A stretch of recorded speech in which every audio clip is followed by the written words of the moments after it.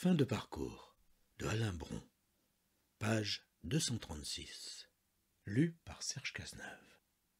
Pierre se sentait soulagé. Le souterrain se retrouvait vide. Les preuves de ses préparations avaient disparu, ainsi que le cadenas qui fermait la trappe. Il avait même pris la précaution d'effacer ses traces de pas au sol. Personne, il en avait relevé le pari, ne pourrait deviner que ce lieu lui avait servi d'atelier pendant plus de 2 ans.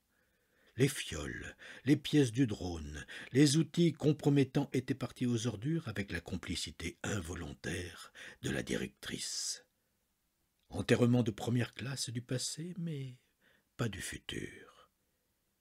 Il se cala sur son siège, ouvrit son cahier intime et écrivit à sa femme. Mercredi 15 mars, giboulé, soleil timide, 9 degrés, temps de mars.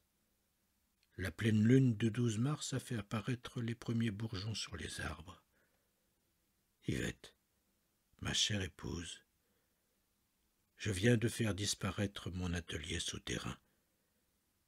Je n'ai pas peur de cette nouvelle étape, car toutes les étapes de ma vie n'ont été qu'une succession de découvertes. Je n'éprouve pas davantage l'angoisse du passage à la mort, ce point d'interrogation. Depuis toujours, j'aime l'inconnu, inclinaison que j'explique par mon éducation. Les parents peuvent bâtir du courage ou de la crainte, de la confiance ou de l'inquiétude. Mon père et ma mère m'ont donné le courage pour me mesurer au quotidien et la confiance pour affronter l'avenir. Ils m'ont offert la capacité à encaisser les coups, à supporter l'inconnu. Ainsi, dans le passage vers la mort, je ne cherche ni l'extase, ni la rédemption. Elle viendra un beau jour, comme sont venues les maladies que j'ai contractées et les personnes que j'ai rencontrées. Comme ça, presque par hasard. Si dans ma vieillesse, mes désirs, mes forces, mes pulsions ont lentement rejoint l'immense troupeau des plaisirs abandonnés, je garde intacte l'obstination de vivre pour accomplir mon projet. Car mon seul attachement demeure de venger ma mère, Germaine, celle qui non seulement m'a mis au monde, mais m'a fait tel que je suis. J'ai une dette envers elle. Rien d'autre n'existe que de la régler. Le lâcher-prise n'est donc pas à l'ordre du jour.